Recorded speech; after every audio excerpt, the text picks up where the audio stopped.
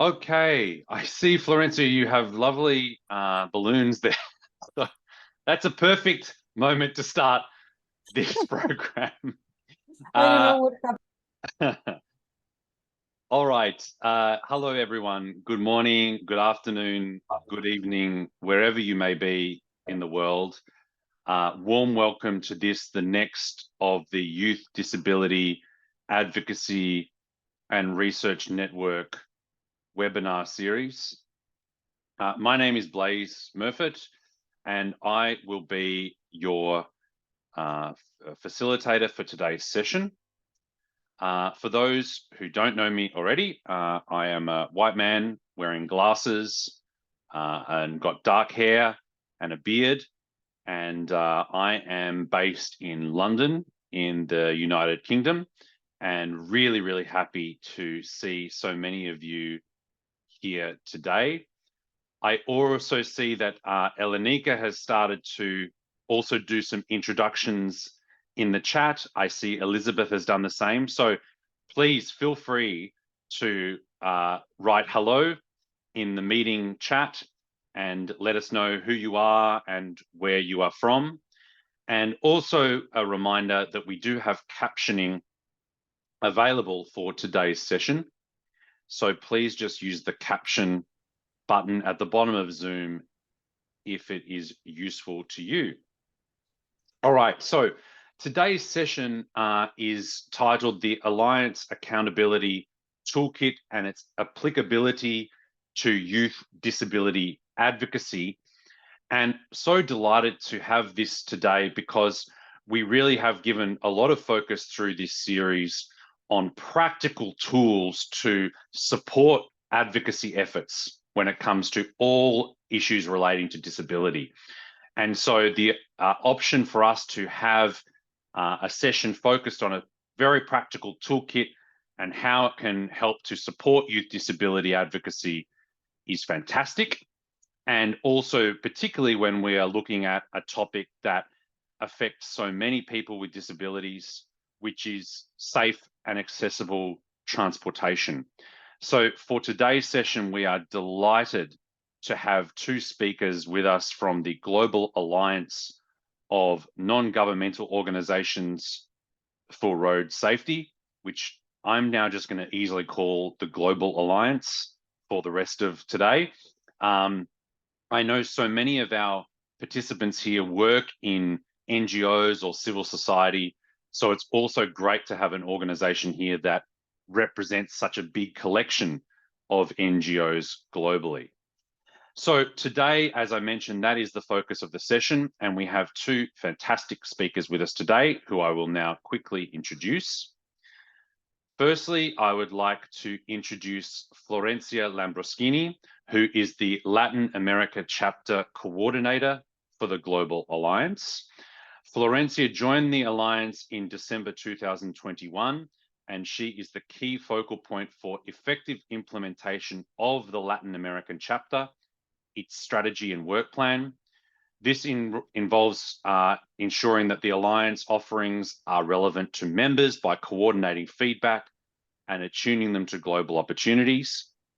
She works closely with all members of the Alliance in providing support to communication, research, capacity building, campaigning, advocacy policy, and fundraising. She's been working in the field of road safety since 2015 as a consultant at Fundación Gonzalo Rodriguez. Previously, she worked at the Ministry of Social Development in her home country, Uruguay, and at the National University as a research assistant.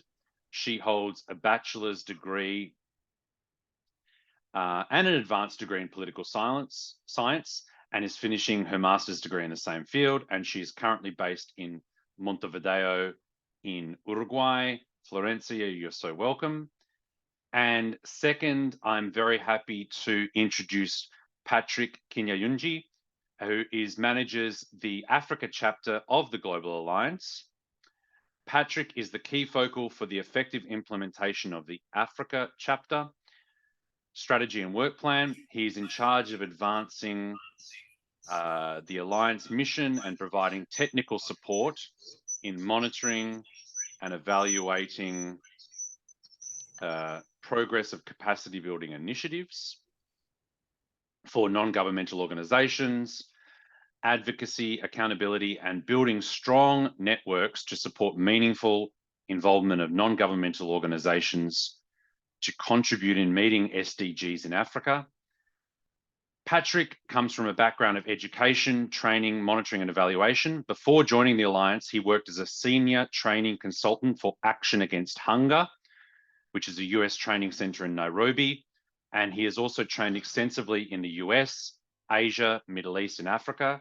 He holds a bachelor's degree in science education from Kenyatta University in Kenya and a master's degree in science from the University of Washington in Seattle. He also holds a postgraduate diploma in community health from Amref International University in Nairobi, where he is currently based. So wonderful to have both such esteemed speakers with us today. With that, I'm going to stop talking and pass over the microphone to Patrick and Florencia for today's session. Over to you guys. Well, thank you, Blaise, and it's such a pleasure to be here. Welcome, everyone, and I would like to say that this is a very, very special moment for us, for me and Florencia. We are very delighted for this opportunity to meet you guys, although it's virtual, but it's a good meeting. We are really, really excited about today's session, and we have been talking to Blaise about this session and seeing how best we can have the sharing and interaction with you guys. And this is a moment that we think it's just the beginning of what may be hopefully a potentially long-term interaction, especially in areas of capacity building and networking. My name is Patrick Kinyanjui, as Blaise has said. I am a Black man based in Nairobi. I wear glasses just like Blaise, and I like wearing polo t-shirts. That's what I'm wearing right now. And yes, I have dark hair and huge eyes. And this is actually a very interesting moment for us. And I hope that we'll have a good moment moving forward. With that being said, I would like my colleague to introduce herself, and then we'll kick off with our session for today. Thank you very much and most welcome, and very delighted to be here. Over to you, Flo. Thanks, Patrick. And thanks, Blaise, for this invitation and also for the introduction. As Patrick mentioned, we are very, very glad to be here and to share our tools with you and for your advocacy work. My name is Florencia. I am a dark hair, fair skin, wearing glasses as well. I am based in Uruguay, that is a very small country in Latin America, in the south, and happy to share with you today. Thank you. Thank you, Florencia. And so let's kick off today's session. The first thing I would like to mention is that, of course, we have had discussions. So as you've been doing with other webinar series and sessions, feel free to put things on the chat. We will be asking both verbal questions and written questions, and we hope that that will help enhance the interaction. So there's nothing very different, only that we are covering a very interesting topic today, and therefore do as you do always. Captions are there, and then let's see how we proceed from here. So if you allow me, I'm going to share my screen, and then we can proceed from there. So, and I think the first thing I'll do is just quickly to mention a bit of the Alliance. So Florencia, is my screen visible now? Okay, great. All right. So just to put things into context, as Blaise has mentioned, the Global Alliance of NGOs for Road Safety, or non-governmental organizations, I'll be referring to them mostly as NGOs for short.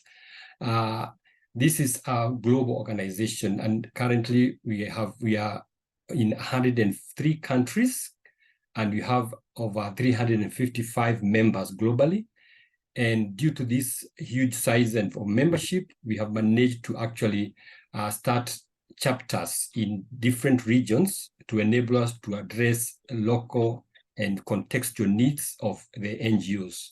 So this is what we do, and it's a network organization. Membership is free in the field of road safety, and therefore, if you are interested more about our organization, therefore, it's possible to look at our website at www.roadsafetynGOs.org.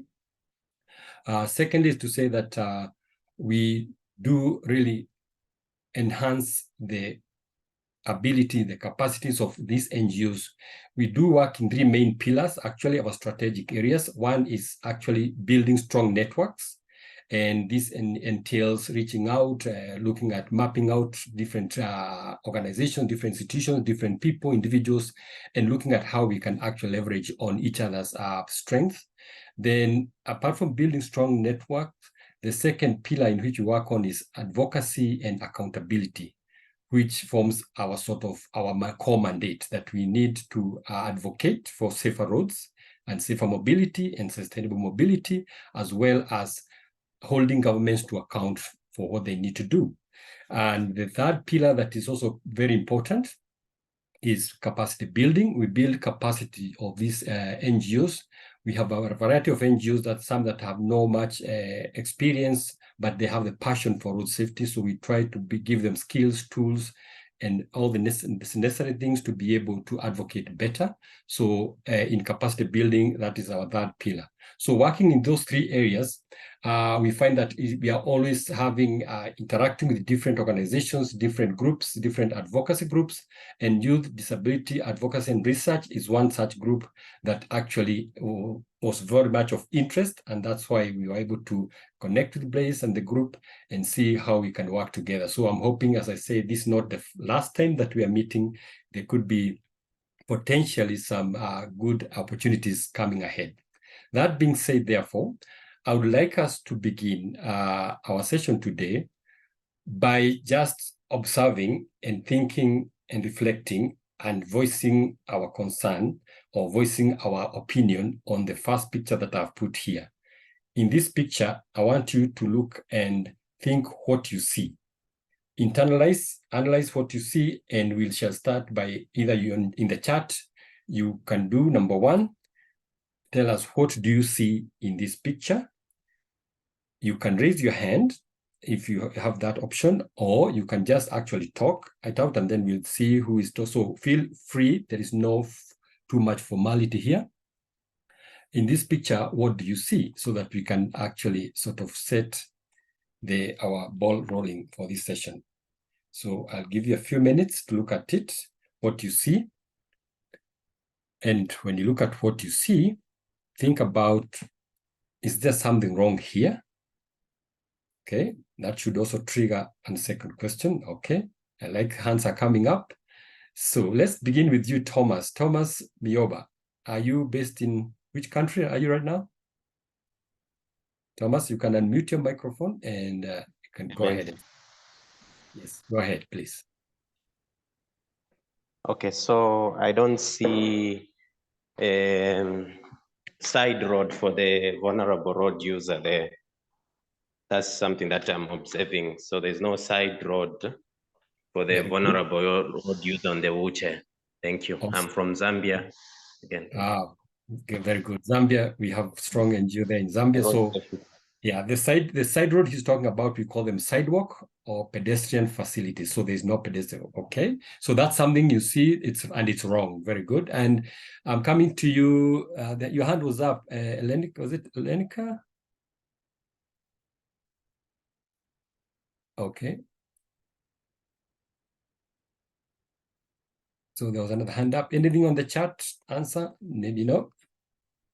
Yeah, Katalin is saying that there is no pavement. Because I can't see everybody. Yes, yes, go ahead. That there is no pavement. No pavement, okay. Just look at it. This is a picture that looks, this is one of our friends from South Africa. It's called Kelvin, on a wheelchair. He goes to work every day using this route. And this is the kind of environment he has to pass through and he's living with disability. So what do you see could be wrong? What do you see is wrong here? So definitely there's no pedestrian, but there is something else that could be wrong. Look at it.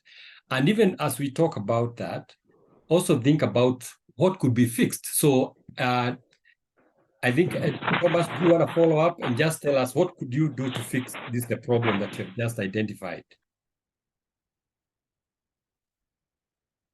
Thomas from Zambia, let me follow up with you for now. Don't feel too much put in the corner.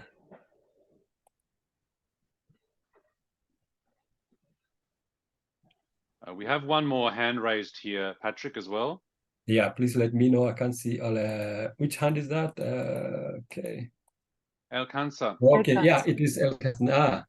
Okay, go ahead, Ms. Fahad. Hi everyone. Yeah. Actually, you can call me Fahad because it's easier for the people to say. Okay, go ahead. Okay, so actually, let me introduce myself first. I'm a disabled person. So what I'm going to say is we can fix this with what we call accessibility. Okay. So it's a kind of things that can help people with disability to cross the road, like the roadside, as the previous ones mentioned before. Also, we can make a road light, like something it's special for persons with disability to cross the road. Or we can make also on the road, something like on the ground, like lines, red lines or green lines or white lines that can help, which is called accessibility for people with disabilities. Great, great. Thank you so much, Ms. Fahad. This is, I think you're getting there. So you have actually identified and you're mentioning good words, accessibility. And what we'll go on doing in this session is that to demystify these technical terms like accessibility. It can mean many things, but what are we talking about? What particular physical infrastructure are we talking about when we say accessibility of the wheelchair to cross the road, to use the pavement?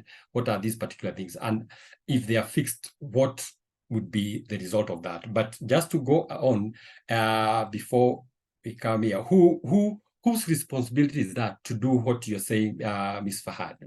Whose responsibility is that to do the accessibility infrastructure, to install signals? Anybody, not just Ms. Fahad, but you can still follow up. Maybe Thomas. Yeah, let's have Thomas. Whose responsibility is that?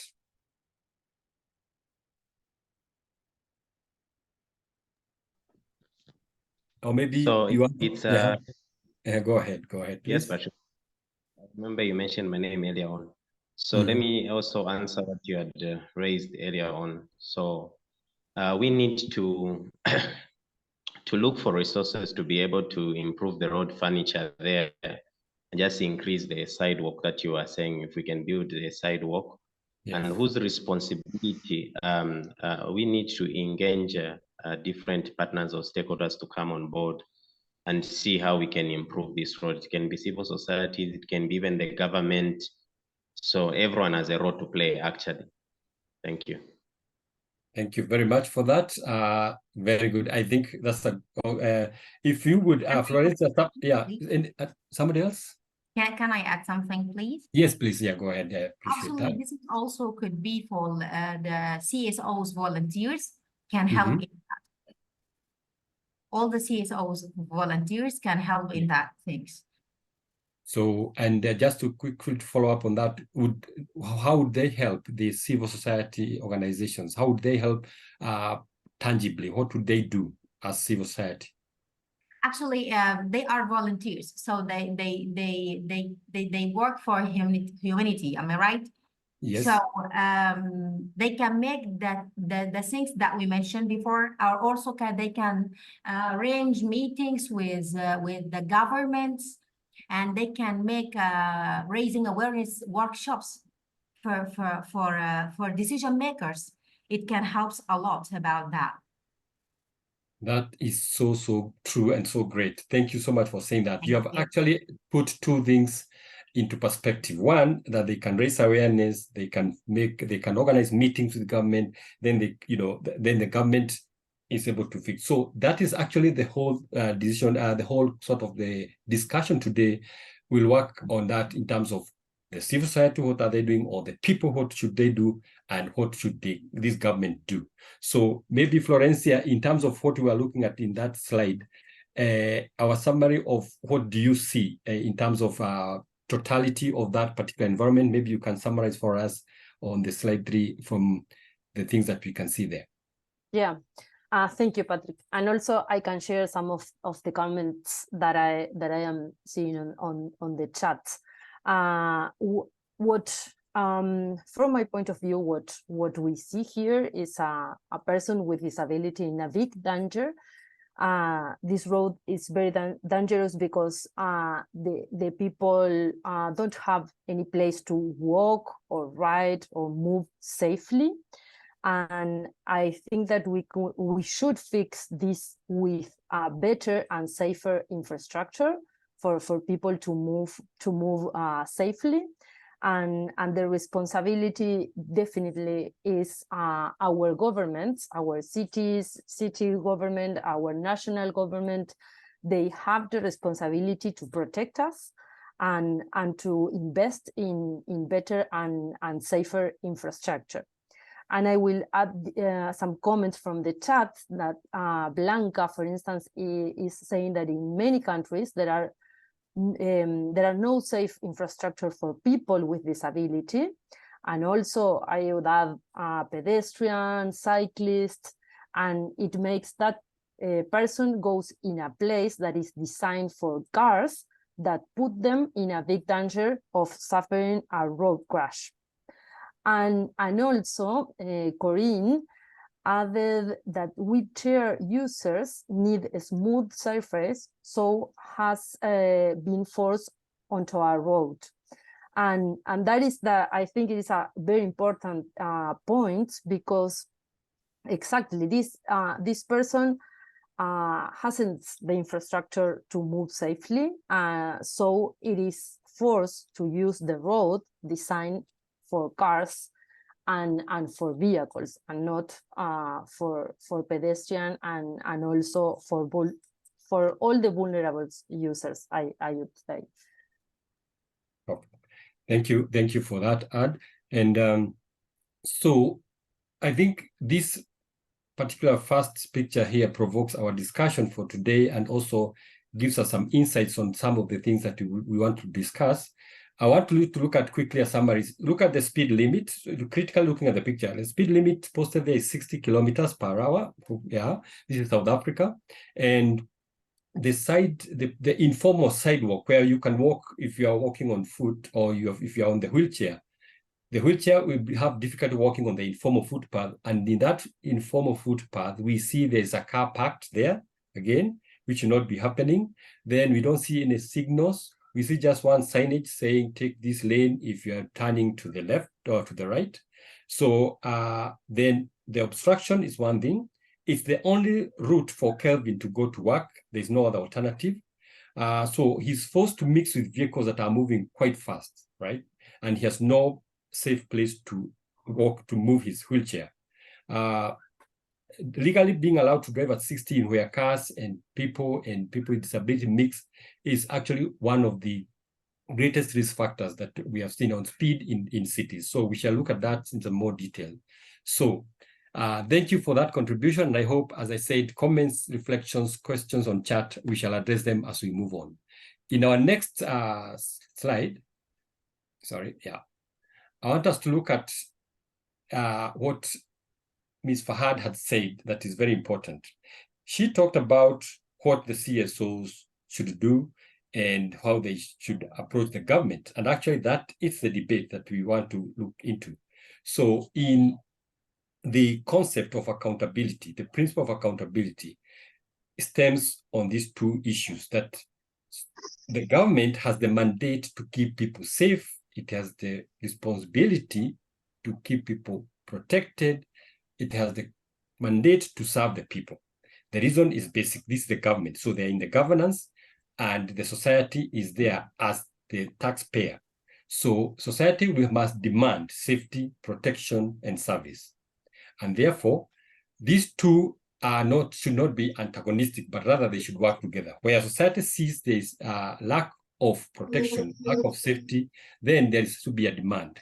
And if you look at this bubble diagram here, the people are at the center because the government cannot exist without the people. We know that very well. And therefore, the government exists for the people, by the people, and as they say in democracy. But if you look at the diagram here looks at the levels of government. And this helps you to know that you may be in a country where the national government seem not to be working, but it has the governance structure is such that you have the state government, you could have the city government, and each of these governments have a role to play. Maybe the national government is the one responsible for making national laws that must be interpreted or must be domiciled to the city or to the state. So, but at the center is the people. So what I want us to think about in this is how does this accountability work? We have one side that the government, no matter how much we may want to remove it from the government has the mandate to keep people safe. So, and therefore, is there any question on the chat, Flo? No. Okay. No, some comments related to that people with disability are at risk in Tanzania due to the poor follow-up on roads signed by drivers. But what we are saying. So thank you for your comments. Great. And yes, so from this now, I want us to focus on the team that is here, the audience for us here, and look at youth disability advocacy. If we are saying that the government must keep us safe, and we are demanding safety, what are some of the actionable things, the practical things that we can do as youth disability advocacy? And this is a general question. I'll give you a lot of time to think about. Maybe you think about in a sequence, or just what are the things that you've been doing, or the things you think you can do or you should do in terms of demanding for government to keep the youth with disability safe. What are some of the things you can do? And I think Ms. Fahad, you open for us the floor, like saying, raising awareness. That is good. So what else can you do? So think about it, and we'll go to the next part, looking at the various things that can be done to make sure there is accountability on the part of the government.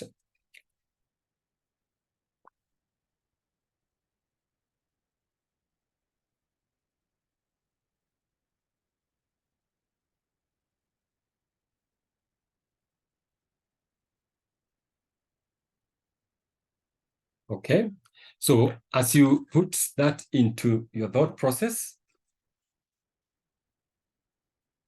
the big question that can help you guide what we are saying is this: what you're saying, the alertness in accountability. What are we looking for? Like 3 key things that, as an alliance, over a lot of experience through our NGOs and what they are looking for and demanding for, we have actually gathered some few alertness. Asking about your government. What is your government doing currently in terms of youth disability? So, is your government providing transport system that keeps youth with disability safe? Okay, yes or no, or why not? Okay. Secondly, is your government currently transparently allocating and spending resources on evidence-based interventions?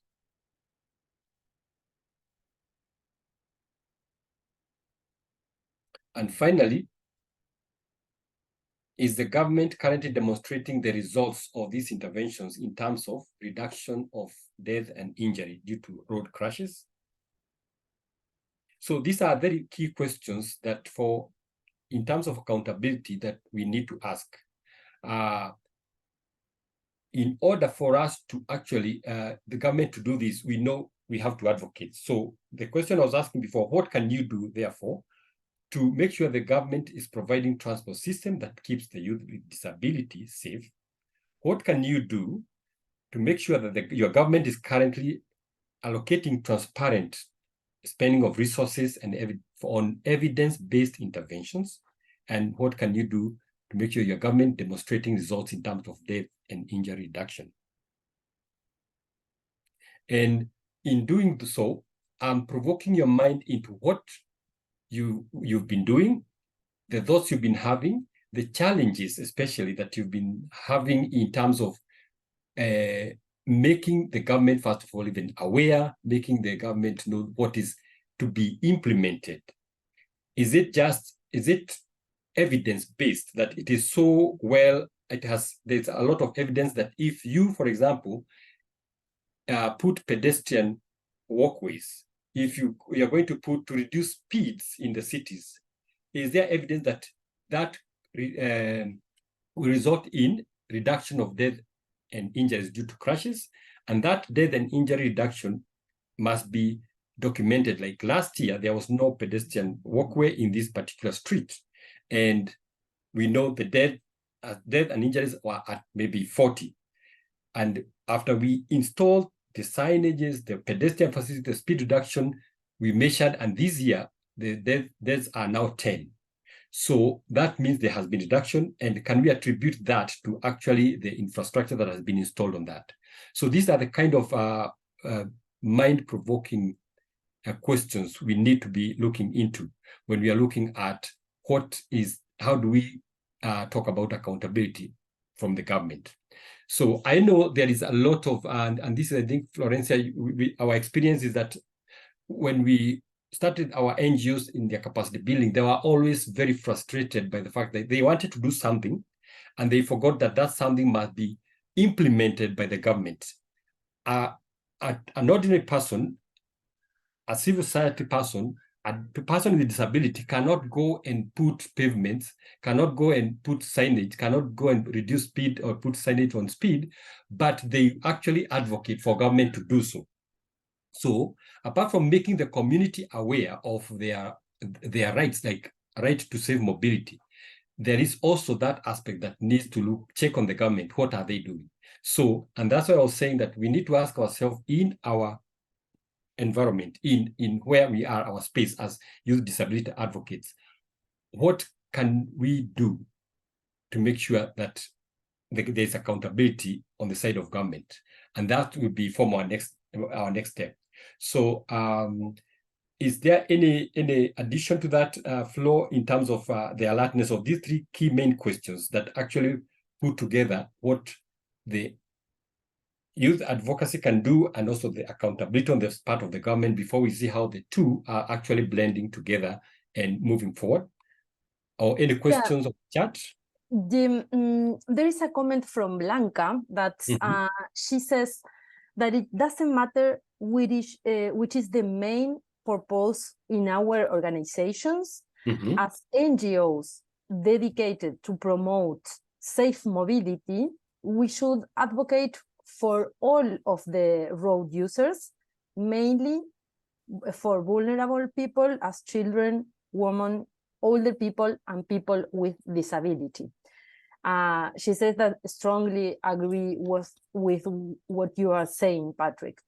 And I think that this is a very interesting point, that as NGOs, as advocates, we should advocate for people, for persons that are vulnerable on the roads, and all of them, what you mentioned, Blanca, all of them are vulnerable. So yeah, our work should address vulnerable users to have safe mobility on the roads, definitely. Yes, I do agree totally, actually, that and this introduces something we'll mention a bit in terms of the totality of the safety on the roads. We call it a safe system approach. But just to say something that is very strong on what Bianca is saying, and also what had been mentioned by Fahad, is this, that the purpose of focused and very surgical approach to advocacy is so that you are going to address a priority area. For example, if you look at, remember Kevin from the picture, Kevin is going to work every day on that. And maybe if I'm walking and have no disability, I can use the side road and maneuver my through the parked car and go. But if we were to do the infrastructure that favors Kelvin, it actually automatically favors me who has no wheelchair. It goes up. And that's why, for example, when you have a lot of advocacy for school-going children, they are very vulnerable, and you improve pedestrian crossing, pedestrian walks, zebra crossing, all this infrastructure that saves children going to school, they are also advantageous to the ordinary adult who is walking, because they cannot be removed when the child is gone. They are actually permanent, and they favor everybody. So it is actually true that we should advocate for all vulnerable road users. And you'll find that targeting, again, is so important, that when we say, and I think a good example is all of, for example, East Africa, the roads are being built that are killing more people than saving, because they are for cars and not for people. So we can say that if those roads were actually to cater for people with disability alone, then people who are actually walking are already taken care of. So I think also looking in that kind of scenario. So yes, I do agree that it has to be small here. When you combine it, becomes that all the vulnerable producers are being, and therefore the youth disability becomes also a very targeted sort of advocacy for that. So thank you. Thank you, Flo. Moving on. I want us to look at now some of the ideas that I was saying. What can the youth advocacy do? So in terms of what can be done, there is, of course, the advocacy work that we do, but you're looking at, I like watch what government is doing. And what does that mean? When you say watch what government is doing, and when the idea of CSOs, civil society is like the government that checks the government. So you have to check what the government is doing. And this is a very broad term that government can be violating rights of the citizens, and nobody's talking. So you got to watch what the government doing. Apart from watching what the government doing, then are they fulfilling their roles? And their roles are always laid either in the constitution, of course, or in their election manifesto that they put forward, that we are going to do A, B, C, D, and they put that. And you could find maybe something about disability and accessibility. What did they say about it? Are they fulfilling the role they say they would do? So this is now what I'm saying. What can youth advocacy do? So you check what government is doing as far as the youth disability is concerned. Are they catering for that? Are they fulfilling the role? If they have said they are doing it, what the role did they say they are going to do? Then how well are they doing it? Okay, how well are they doing it? And this, as I said, we may have experience, and mostly governments doing something just for cosmetic reasons. It's not helping. It's not evidence-based. And I'll let Florencia explain, for the sake of us, why we are emphasizing on evidence-based interventions or actions or policies, whatever they are, but they must be based on evidence. So check how well government is doing it. And then you want to support the government to do so. And this is where I think Fahad was talking about. Support and help government to do it better, right? Because it is possible to do it better based on because at the community level, at the grassroots level is where we feel the benefits or lack of thereof of what the government is doing. They may be building a road, a highway across my region or my home, and I don't need that highway. It has actually come to cause more harm than good. Yet the government is saying the highway is good for the country and all that kind of thing. So then challenge the government when they are not doing it. Okay, so and this is totally what most of civil society will say. We are challenging the government to do this. They promise it, they are not doing it. So you have to challenge that. Then you have also to challenge the government when not doing it right. So you see, these are very key and very targeted. They are not doing it right. And finally, if they do it right, they do it within the time frame. It's actually, as we're saying, it is actually resulting in measurable reduction of deaths and injuries. Reward the government when they get it right thing. Okay, so again, not all blame, but we can celebrate what the government has done, and that constitutes the accountability sort of. Yeah, and that constitutes sort of what the youth advocacy can do in accountability. So I want us to look in this light. Yes, whatever we are doing in our advocacy, there are several things we do, but basically in terms of looking at the principles of accountability, these are the things that we can do to improve the government delivery of the services, government delivery of safety, government delivery of protection for our youth. Okay. Yeah, in the Patrick, comment, yes, yeah. yeah. Fahad has her hand raised, so please go ahead, and I have some comments on the Thank chat you. as well. Okay. Actually, I'd like to add something about support the government. So I'm just suggesting something, or I can add something about this point. Me as a young person with disability, or as a young volunteer in CSO, how I can support the government. So I would like to add that I can support the government through the advocacy campaign that I can make in my city, in my town, in my school, in my university, wherever. So I can do that to support the government to do better, which is advocacy campaigns. Great. This is what I want to add. Thank you very much. In fact, that I like that. Now, the actual activities that you can do to do these general roles that we are seeing here, the role you can do as a youth with disability advocacy. How do you check government? How do you support government? And this actually, thank you for saying that, are the key questions that you should be in the back of your mind. What can I do when I want to watch government, what the government is doing? What can I do to challenge government when not doing so? Fahad has talked about advocacy campaign.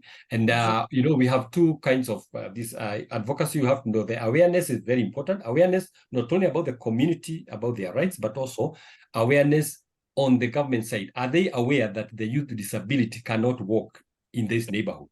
Are they aware that there is no law protecting the youth with disability? And is the government aware of the, again, awareness in two sides? So let's not forget that the government is not always aware of the things that we are going through at the grassroots. So thank you very much for that. Yeah, thank you. Yeah. Thank you, and this is very it's very well connected what Karen is saying through the chat, because she says that the countries still need to make more visible how difficult it is for people with disability to move and carry out more public policies in that regard. And actually is what you are saying, that raising awareness and also show how difficult it is to move and how unsafe could be, or how unsafe it is. It is a way to demand and to push the government for better policies and to protect people with disabilities. And also Blaise mentions some of the measures that are being implemented in the UK with low speeds and no car school zones, and that these measures stop cars from traveling near schools during specific times. So there are opportunities for young people to move safely and to travel safely to and from school. And there are a lot of NGOs supporting these measures implemented by the government and are calling for these programs in new school areas. It is a very good example for when we see that some measures are working, for instance, in these schools, we can push the government to implement the same measures in more and new schools in this case, or in new places, or in different parts of the cities. Awesome. Very well put, both those two comments. And I think this for us, you know, this is like music to our ears, because when you talk of evidence-based, is because, you know, something has been tried, tested, and it has shown that it can give results, positive results. And therefore, due to what, again, Fahad, sorry, I'll be calling you on your name, because of, you talk about resources. Because resources are limited, if something has been tested and tried in a small scale, it is possible now to showcase that and say, it is actually working because we have reduced the number of crashes, number of deaths, number of fatalities and injuries, and therefore, can't we do that for more schools? And then that way, you can actually convince government to put more resources when we said about putting more, investing more on safety on the road. So yes, I do agree, and those are very strong points. So therefore, any other comment, Florencia, before we move on? Yeah. Oh, sure. Yeah. Go ahead, please. Yeah, is Dream alive? Yes, my name is Margaret from Kenya, Yes. and I would put it as an addition is that as much as the government is doing so much and they are doing their best, we need, as the advocates for safety, to also educate the community, the citizens.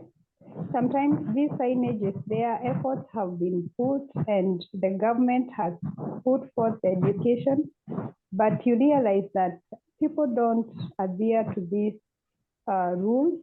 They just do the opposite and they disregard it how. So as much as we are pushing the government, I think we have a role to educate the society on adhering to the rules and even supporting the disabled people in the community. Thank you, Margaret. I think that is quite true, and it has come up actually severally. And in the actually, I can say at the in thinking back, there was so much of that that people's behavior. You know, people behavior is what is causing road crashes and deaths, but it was not evidence based. But now there has come up two ways that yes, first of all, people of course need to be aware, and that's why actually the initially government would put very tough, technical things out there, and as you're saying, signs and all these kinds of infrastructure, but the community does not know. And you have known, maybe, thank you that you are in Kenya, that at some point in some road somewhere in the other side of Kenya, good roads were being used for where cows can lay down and have a relax in the afternoon and all that, because there was no awareness, what are these roads for? And therefore the synergy between what government is doing and what the community needs to know must be there. And therefore you are very right as you say that there has to be sort of community education, awareness, and that's why it's a part of what I was calling the bigger safe system, which is another debate altogether, but it is part of what our accountability is looking at. Apart from here, we are focusing on saying youth disability, but there has to be a whole safe system. But the person must be at the center of all these things that we are saying. We must put the person at the center, not the car. So, and that is now the difference. So, but thank you, Margaret, for that contribution. Yes. So, yeah. And this is part of the, yes, go ahead. Yeah, you were emphasizing a lot on the evidence-based interventions. Yes, and please. Yeah. Thomas comments that collect data on crashes or challenges faced by youth with disability in the transport system.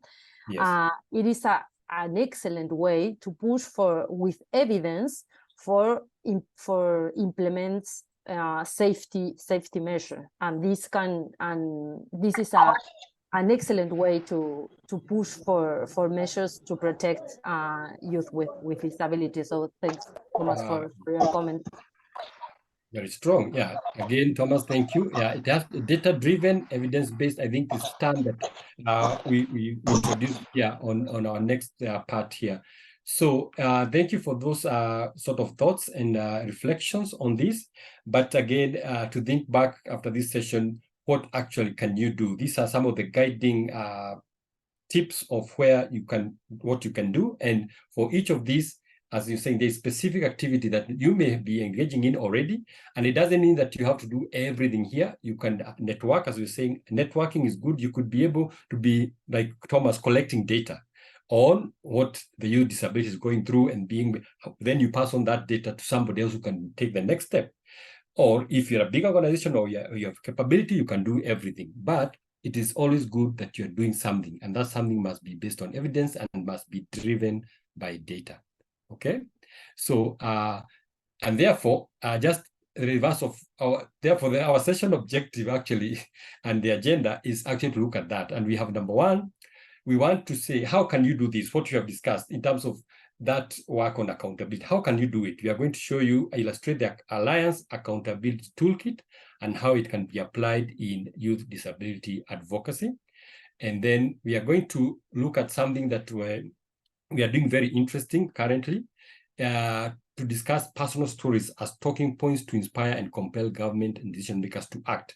The reason being that, you know, you have to talk to the people on government and persuade them, compel them.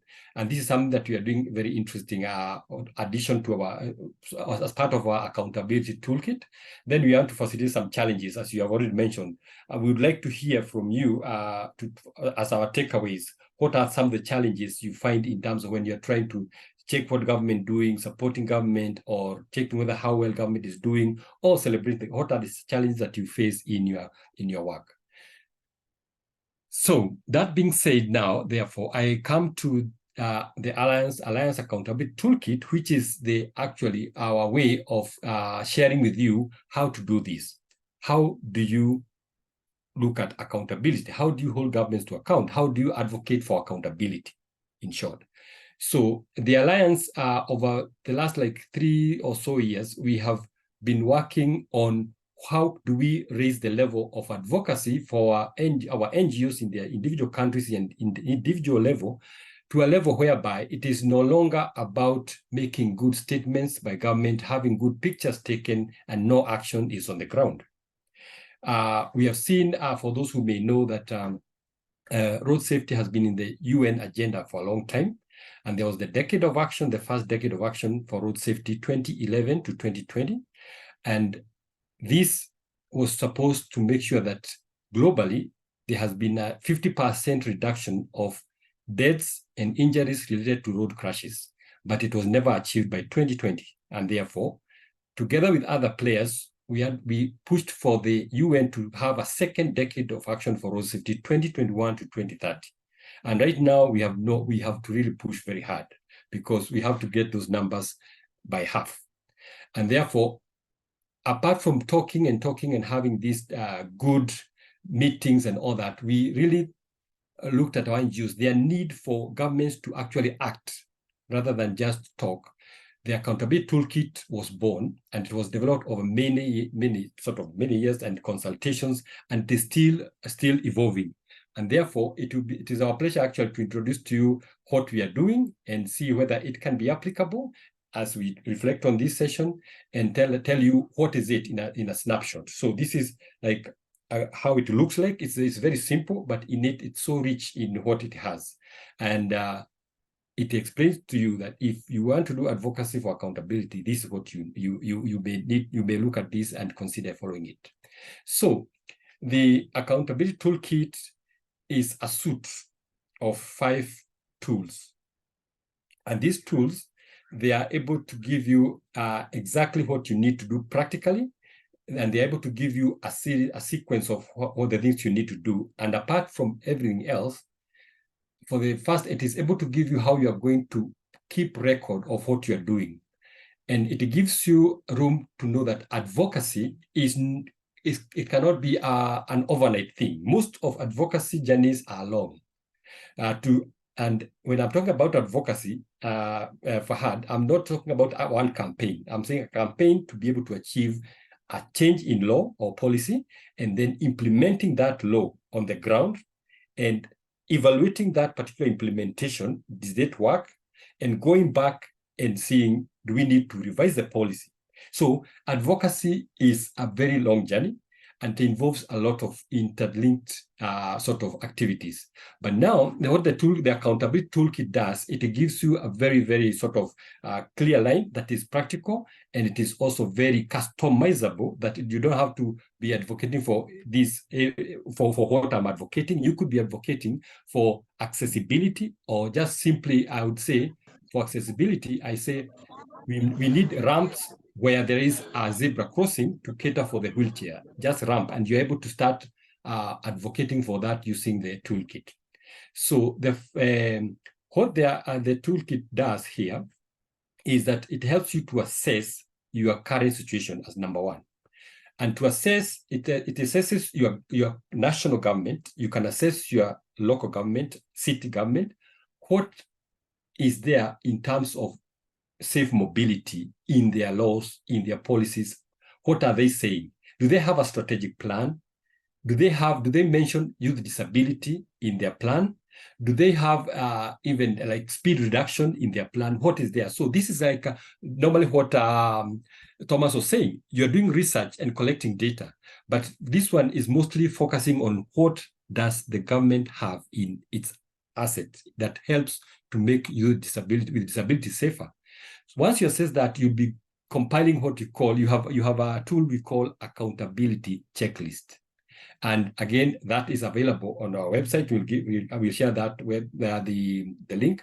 But accountability checklist is a tool that helps you to assess where is the government in terms of that particular intervention that you want.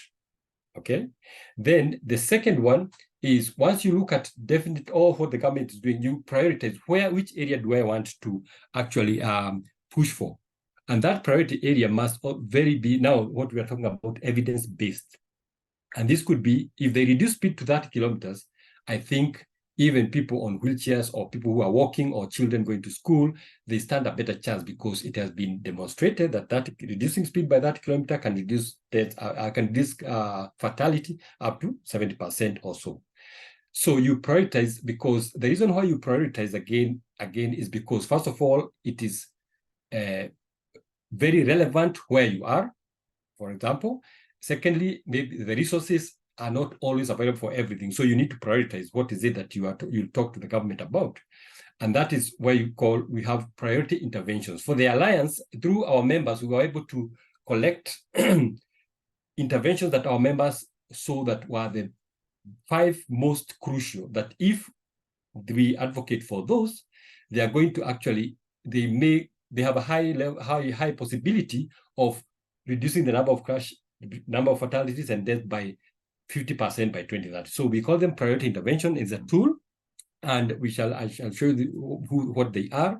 Then the third tool is called government to-do list, and this is where once you know what is missing and what you want to be prioritized, then you define what the government needs to do. And this is part, again, of our opening discussion. Fahad said, we need them to do A, B, C, D. We need them to put lights, we need them to put this. So what the government needs to do, we have a tool that tells you how you put that into writing and in a structured form. So what is the government going to do? And then the fourth one is what we call the talking points, which is a bit of what we'll emphasize today. And talking points are key because this is where now the real advocacy meets the accountability. So you're talking and we want to talk, you're demanding, yes. You're also cooperating, you're collaborating, you are also celebrating. So how do you figure that in terms of the talking points? We also have this tool that tells you how to talk about the intervention that you are advocating for. So for each intervention, you have some talking points. And then finally, you want to track that the government is doing what you've been talking about. And this is where it's very important. This is a tool that we use with our NGOs. It's cyclical. Like you'll keep tracking the government for one intervention, how well it was done, what did they say, what date did they say they are going to implement this? Did they implement? What was the problem? So we have what we call accountability tracker that gives you that. And this is very powerful in terms of seeing even how countries are progressing, how cities are progressing, and so on. So we have these 5 key steps with each having its tools, and we have the whole suite is the accountability toolkit. So I don't want to give you so much on this because it's available and we can discuss more, but this is what we wanted to give you as a snapshot of a tool that we have developed, the toolkit that can be customizable to your disability. And we would like you today to give us your thoughts about it, and also later to give you a feedback on whether you may need to use it, or you have seen how usable it is for you, and so on. So just to give you this sort of a snapshot of what it is. So before we come to the talking points, because I wanted us to discuss some more about this, Florencia, do you think that I left something out here on the Alliance Accountability Toolkit, important information, or something that you may want to add? Oh, thank you, Patrick. I think that you cover everything very well. And I have shared on the chat the website of the toolkits, and also on the website you will find each of these tools that Patrick mentioned. So if you have any doubt, please let us know, and we can help you to use these tools. Okay, great. So now I'll just pause and ask the audience, by show of hands, who has ever talked to any government official, be it a local chief, it could be a local mayor, city mayor, it could be, who has ever been involved in, for example, a roundtable, or I just want, even if it was over lunch or tea, just by show of hands, you can raise your hands. We are going to count how many people have ever talked to a government official of any level, and not talking on an issue that is relating to youth disability. So just, if you're able to click, raise your hand or put in the chat, me, yes, we're able to see that, yes or no. So in a minute, just to see what we have.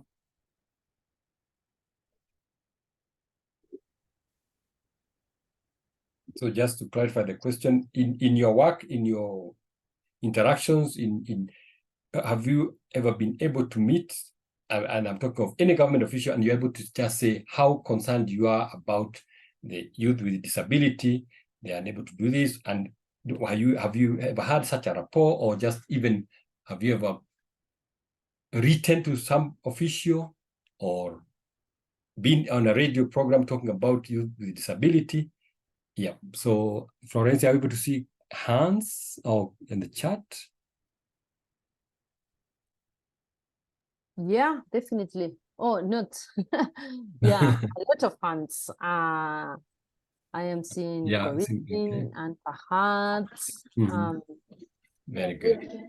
And also Dream from Kenya, Isabella on the chat as well. Okay. Great. So this is good. So having been, you have met and you have been able to actually to say something about what would be your desire in terms of mobility or youth disability, in terms of the whatever it is. So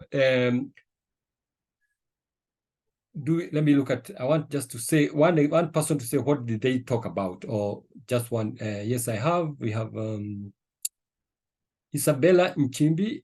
You must be from Tanzania, right? I think I recognize that name. Are you able to share with us who you met and what did you talk about? Yeah, thank you. I am from Tanzania. Yes. And with where I am working, we have been advocating. It was not actually directly on youth disability, but since we are advocating for the legal and policy reform of the road safety legislation, so we did a lot of advocacy, including engaging a lot of leaders from different levels, from the local government to the members of parliament. So from us, yes, we have been engaging them. So as I've said, it was not very much direct on youth, but also youth inclusive in our engagement. Great, thank you. So, and I like what you're saying, engagement. Now, breaking it down is, I would like to hear, like, I met, now I met, let's say, the city mayor, or I met the assistant city mayor on a forum, or I talked to them and in a campaign, and they maybe sort of endorsed and said, yes, we need crosswalk here, we need zebra crossing here, something that was engaging. And how was your experience on that? So I think I'll go to Blanca. Let's see from Blanca. Who did you engage? What did you say? What was the experience? Hello, everyone. I hope that you understand me because I Yes. don't speak English very well. But I had asked to the local government to make interventions on a scholar zone to improve the mobility for pedestrians with disabilities, because in that scholar zone is a school for children with disabilities, and they didn't have neither a space for enter to the school. Thank you. So Thank you. I ask for for get a better enter to the school. Great. I think that, yeah, that is very specific, and I like that the children with disability are unable to get the entrance to the school is unsafe, and therefore that was very specific. And whom did you talk to specifically? To the local government directory. Oh, directly, yes. So when we are talking about our tools and the practicality, is also to know the actual person who you talk to. And because this is a person in the accountability, you want to follow up that on this date, the 4th of April, I came to your office and talked to you about the entrance to this school was very unsafe for children with disability. We agreed on A, B, C, D. That's now what you're talking about accountability. We agreed that by the September of the same year, there would be speed bumps, there would be accessible ramps, there would be maybe a school marshal. These are things we agreed on. Then you're able to. So yes, you're so right about this. But what we are what we are sort of looking at is specific people, specific actions. And I know it's difficult, even from my experience, that sometimes you'll be told go to the office of the mayor. There are so many people there, but it is important that we are able to track. Therefore, we need to know the specific person we talk to. Even if they transfer or they are not in office, we have the record of who we talked to. So thank you very much for that. It was quite, more specific. So therefore, I want to look about the talking points, because it's where our toolkit currently we are working on. We have sort of refined the assessment, the prioritizing, defining and meeting. And defining the what governments to do. In the meeting, the talking points are so important, because this is like, what did I say? You're trying to convince someone who they may not be interested, or they may not be aware, or they may not even have the resources, and you're telling them to do something that is so important to you, but for them it's not important. How do you go about it? So that's why for us, in terms of this toolkit, the talking points are so important, because first of all, they have to have several levels. They must be specific on what intervention are you talking about. And you'd agree with me from your experience, maybe some of you, that you have gone to talk to the government, and you've given, because you have a chance to talk to maybe, let's say, the parliamentarian from your area, you give them all the problems of your life, all the, give all the whole problems. And then they say, okay, those are very many problems, we should see what we can do. But have you ever thought, if you are so specific and persistent on one issue, that maybe that can yield better results? So therefore, in the talking points, we look at a specificity of what you're talking about. What intervention do you want? And it must be evidence-based, because you have proof. And therefore, I'll quickly jump to this next slide. The talking points must inspire government to act. And they must also compel the government to act, like persuade the government to act. And this is where we are saying government has so many priorities, not so many priorities, but so many things to do. What makes you as a priority? You must be able to show that, demonstrate to them why it's a priority.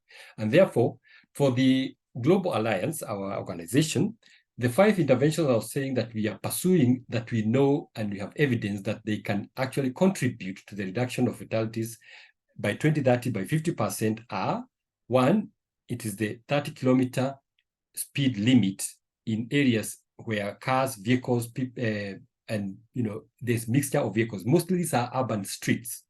We have cyclists, pedestrians, people with disability, children, the elderly, cars. Speed must be reduced in as much as that is not a compromise. That should be the case because it is evidence-based. It's a best practice globally, and therefore that's one of the interventions that our NGOs have recognized that this is something that can really contribute. Then the second one is general speed reduction. If we reduce speed generally, whether you're talking of highways, freeways, why should you be traveling at 100 kilometers per hour? Yeah. And it means if somebody is crossing, and somebody can be crossing whether they, with disability, there is no access, just like Kevin, the car is traveling at 60.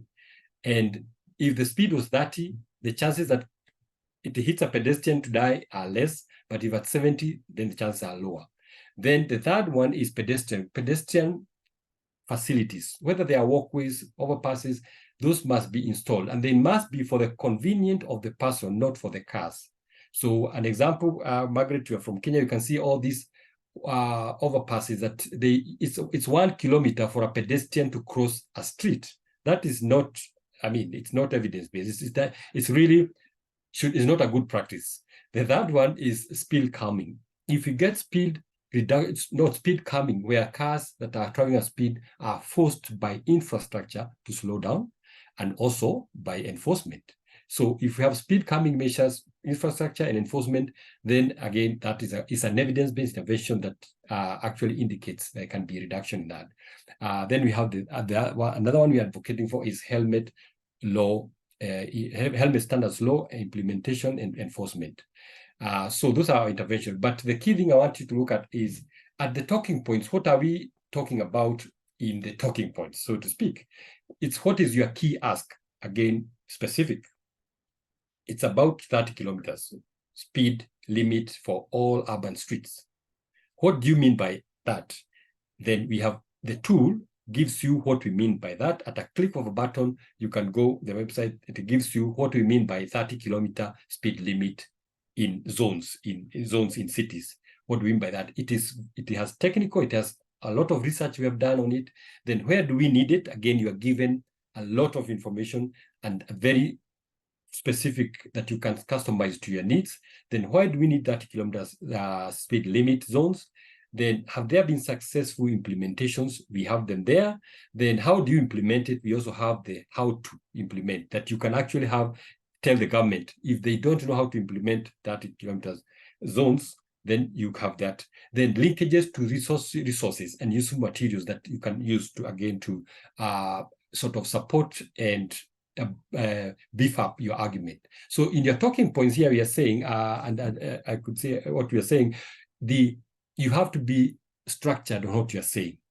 Specific, structured, and with the facts that you can support through evidence and what I'm saying, the resources. Then the other layer that we are working on that we were very happy to be, you are the first people to talk to you about this, is the personal stories. That behind all this technical language, we are able to look at personal stories that actually put another layer of compelling talking points to the government. So I would like, this is and in terms of the personal stories, we are looking at developing them in a way that they will also be not general but specific. That, for example, my brother was killed by a car because it was traveling at 70 kilometers in a 30 kilometer speed limit zone, or there was no 30 kilometer speed limit installed. So there must be specific on why we are doing this.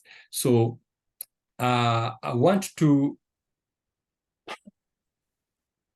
just a quick, I'm just thinking that whether there's any question on personal stories, and I know we may be having personal stories, but what are these personal stories? Why are they personal? First of all, just to emphasize, we are putting this layer in our Accountability Toolkit talking points because they are important. They put what we are talking about so human, and if you're talking to a decision maker, they might relate. But we know very much that when traffic crashes happen, people forget very easily, and you may find even they forget within a week, and the following day, the same driver or the same person will be doing the same mistake.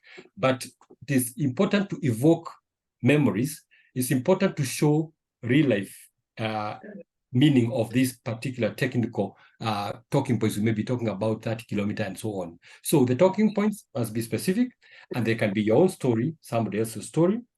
If it's somebody else's family, relative, or friend. But now the question is, how do you make them also as good and as compelling as possible? So this is the question, and this is the part of where we would like also to hear your views on personal stories. And I'm not saying we say the personal stories, but rather help us in whether this can resonate well when you're talking to a decision maker. Do you think a personal story that you can talk about a family member, a friend who was involved in a crash because there was lack of pedestrian facility, lack of zebra crossing in that area? Do you think that is compelling enough in your work? Do you think they can work? So that is something I want you to reflect, and you can give us some few answers or some few reflections on that. So put your reflections on, do you think personal stories can add or support your talking points to compel and persuade government to act? How strong do you think they can be? Okay. All right. So, any comments so far on the chat before we go to our last sort of discussion point? Yeah, thanks, Patrick. There are very interesting comments, and thanks for these comments and for the interaction. But considering the time, I think that you can go ahead and please continue sharing your thoughts and comments on the chat. Okay. Thank you. So we wanted to introduce you to how we are developing personal stories, so that we give you this year. We are going to actually publish this, or rather in the coming year. We are an advanced step of doing this, and the importance again of this, I think I am underlying it very much, is that the interventions we are talking about are life-saving. So if they are life-saving, then they have been proven to reduce deaths and injuries. And we are looking at the person at the center, and then accountability on the part of the government and your advocacy. So to give you a summary in terms before we look at this process, here you are advocating, but your advocacy must evoke or show some result in some response by the government.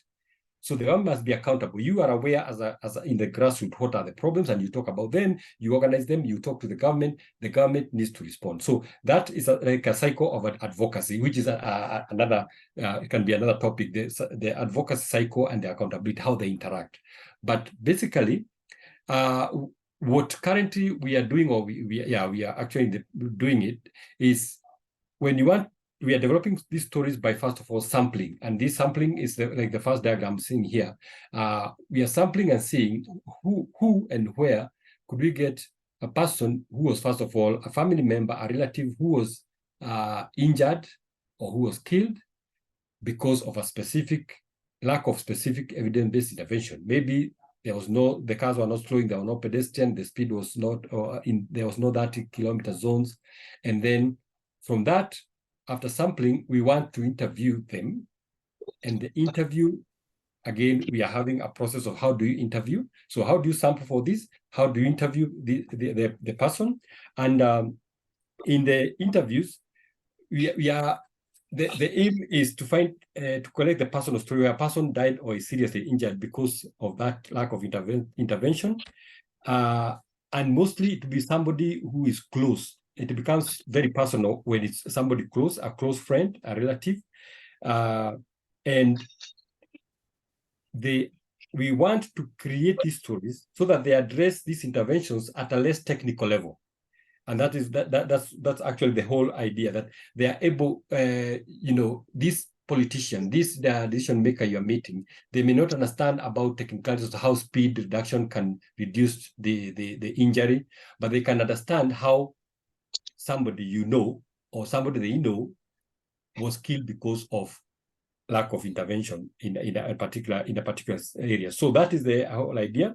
And then you want to take, after the interview, you want to take pictures of that particular area where it happened. It could have been improved by now, but you want to take pictures. And this, again, a process that also is we are seeing, do you want the victim to go to the area, or do you want somebody else to take the pictures on their behalf because of they maybe have been traumatized by the area and so on, or the location where the incident happened?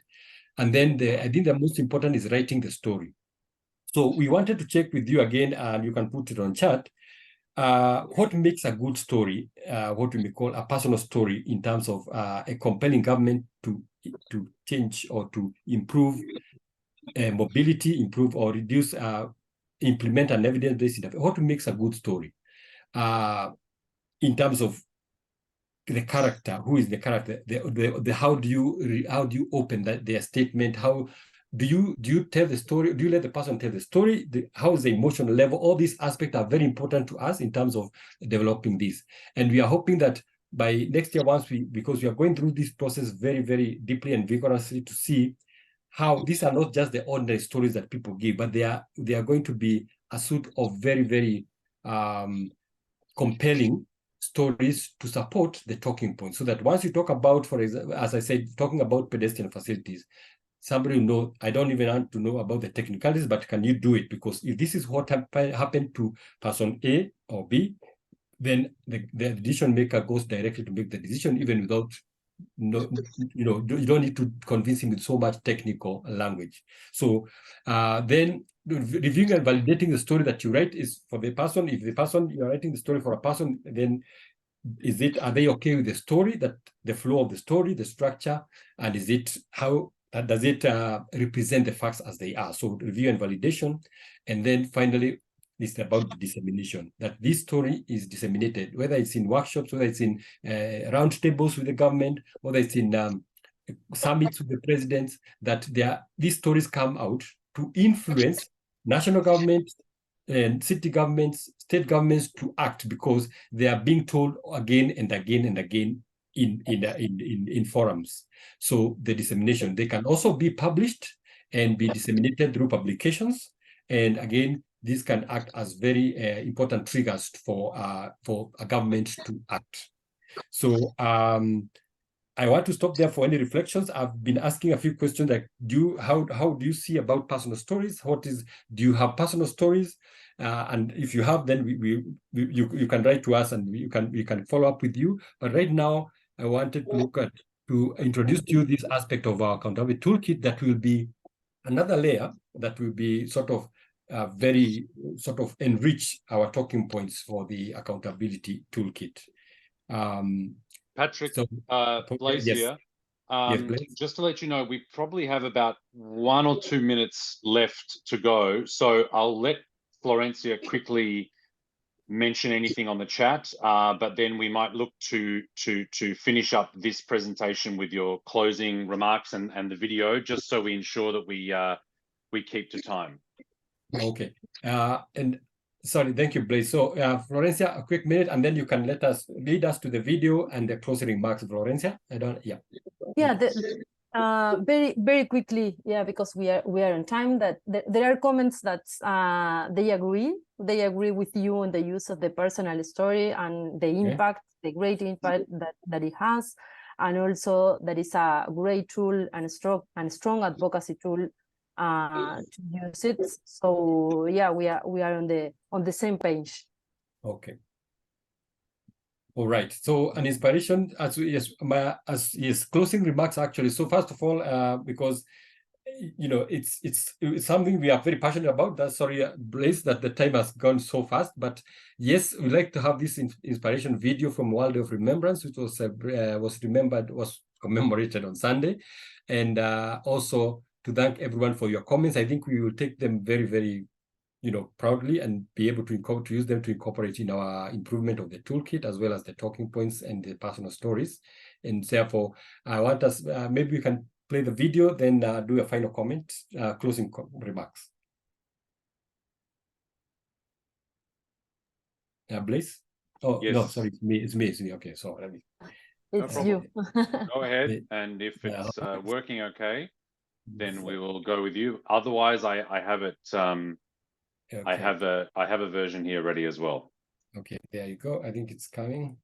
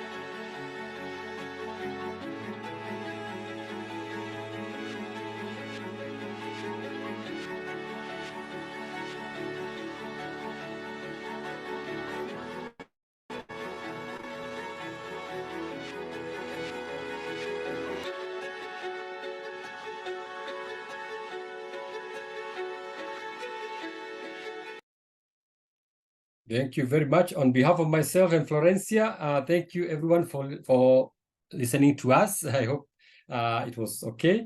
And over to you, Blaise. Thank you so much. Santi sana, Patrick, thanks very much. Great presentation, so practical there. I just thought before we finish, Florencia and Patrick, maybe you could put in the chat or just briefly mention how people can follow up to engage with the Global Alliance, find out more about, for instance, membership or other capacity building opportunities you have.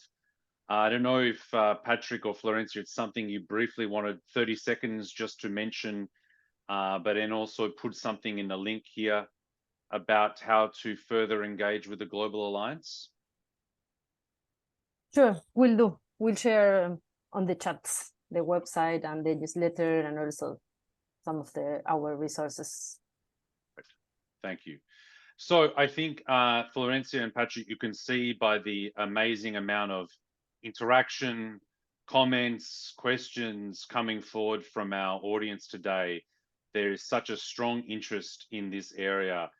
Firstly, of course, about such practical examples, step by step, Patrick, that you're able to give about effective advocacy, which in reality can be across any issues relating to disability, right, and youth. And particularly, I think the one that many people outlined here was that ability to kind of mix technical and direct interaction, but also with the personal side, and finding the ways to combine this to get the attention is fantastic. But also in specific, we know, of course, that the roads are a very difficult place for persons with disabilities, number one. And number two, we also know that nothing creates more serious disability injuries in the world than road crashes as well. So on both sides of this equation, there's such a strong need for effective advocacy in this regard. So we'd certainly say a huge thanks to Florencia, Patrick, and the Global Alliance team for this presentation. I've seen a number of people comment about getting a recording of this, and yes, we will be able to make this available through the Youth Disability Advocacy Research website. Maybe, Caitlin, I could just ask you to put the website one more time into the group chat so people are aware, and we will upload that information for everyone. But before we finish, I want to just mention our upcoming webinars for the WIDAR series. The first is we are hopeful to have one more session in December that will be focusing on climate change and the realities for persons with disability and advocacy. This one is not yet completely confirmed, but we are hopeful that Vincent Ogotu will be presenting this. So please look out for information relating to that session.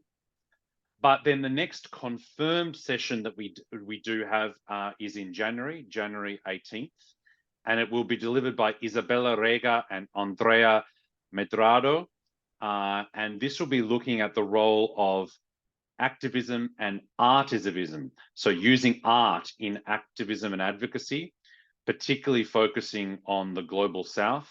They are the authors of a book focusing on media activism, artivism, and the fight against marginalization in the Global South. So that session will be on January 18th. And again, we will provide information on that. But as I mentioned, we are also hopeful to have one more session in December focusing on climate change, advocacy, and persons with a disability. So please look out for the WhatsApp information or through the project website for information on those upcoming webinars.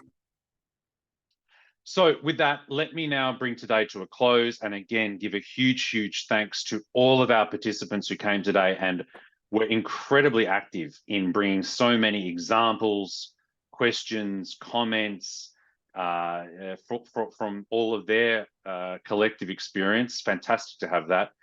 And of course, to Florencia Lambroschini and Patrick Pinyanjoy from the Global Alliance of NGOs for Road Safety. Really appreciate having you guys here today, but also, as you mentioned, Patrick, also the willingness to see how we can collaborate further between the two networks given that there is such a crossover in areas of focus and passion. So with that, thank you everyone for your time today. And please do have a nice afternoon and evening. We look forward to seeing you on the next WIDAR Network webinar, and bye-bye. Bye-bye.